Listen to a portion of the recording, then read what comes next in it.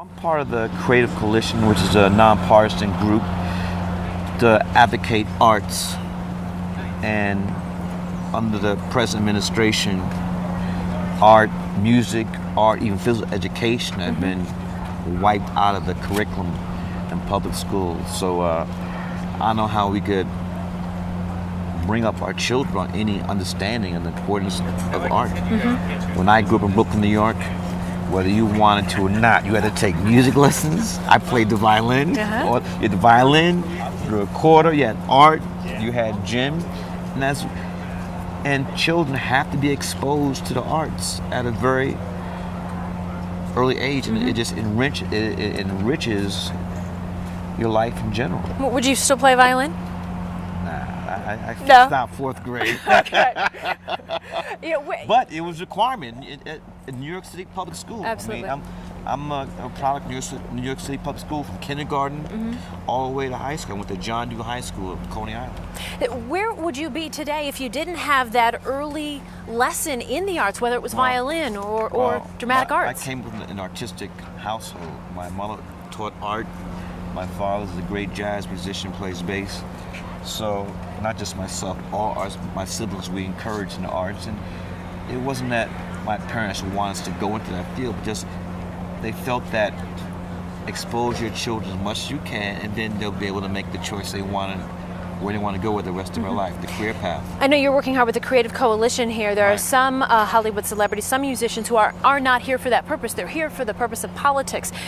Do you get the sense there are more and more? Well, I mean, impact in art, you know, and for the youth of America is definitely a political issue. Do you get the sense that more and more Hollywood stars, Hollywood heavyweights are getting involved in politics? Well, I would say that people in general, especially young people, I mean, you could say a large part of this whole Obama movement is made up of young Americans who want to take an active part in this political process, because we're at that edge where it can go one way or the other, and people want to have a say, an impact for the outcome this coming December. Excuse me, November. It's been a long enough season of politics. Let's keep it to November. You know, you mentioned a minute ago it could go one way or the other. There are so many Hillary Clinton supporters who are on the fence right now. Well, I think that Give them reason to support Barack Obama. I think that was squashed. Last night? I think Hillary did a great job. She squashed all that mess. President Clinton's gonna hammer it home tonight. And I look for the Democratic Party to be unified as one, to do business, to go against McCain and the Republican Party. Now, while you're doing the business here with the Creative Coalition, I know you're working hard to get ready to promote your film that comes out in September. Tell us about the film. Well, the film is called Miracle of St. Anna. It opens nationwide September 26th. And it's my first World War II film. It's about the black soldiers, the Buffalo soldiers that fought in World War II, American soldiers, African-American soldiers that fought in World War II against the Nazis in Italy in the year 1944. You have told so many important stories. Why did you find this was the important time to tell this story? Well, I just think that with this, there's something in the air. I think this thing with Obama is providence. I think that this is a movement. And I think I also felt this was a good time to go back and look at,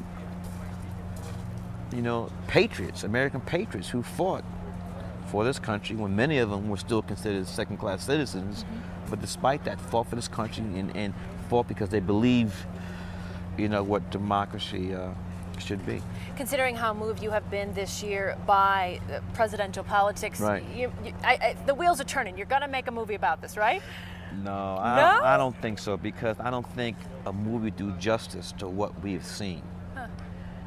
Very few people in America would have ever felt, and I'm including the African Americans and myself, would ever even hoped that this day was going to happen. And I believe, look, it's not going to be a shoo-in. Republicans, people in power, they don't give that stuff up easily. and they're gonna fight tooth and nail. But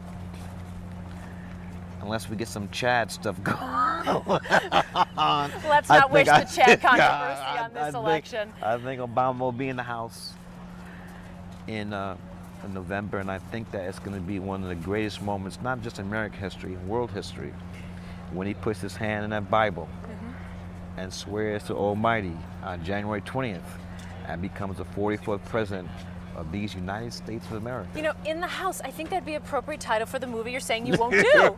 No? I'm not doing it. It's just, I'm just glad my wife here, Tanya, were here. And too bad our children can't be here, because this tomorrow in the Vesco field over here, 77,000 people. It's going to be, I mean, it's going to be I'm getting choked up now. History in the making. You know, a filmmaker, you're always behind the lens, sometimes in front of the camera as well. Right. Will you be documenting tomorrow on your personal camera? Oh yeah, I got a camera, and hopefully I'm trying to get some credentials I can get up close. You don't have credentials? Boy. Not the shooting, you know. I don't want to get up in there. Right. So I'm still trying to make a couple of calls. Okay. You wouldn't be willing to share some of the snapshots you have on your personal camera, would you, with me? Yeah, maybe? give me All right. an email. I would love that insight. I got some good stuff in the Pepsi Center from the last 2 nights. I bet you do. Mr. Lee, pleasure meeting you. But one last thing, I'd like to say that I publicly have been odds with Senator Clinton and the president, but during this campaign, but Hillary Clinton did a great job last night. I gotta give it up, and I commend her for that.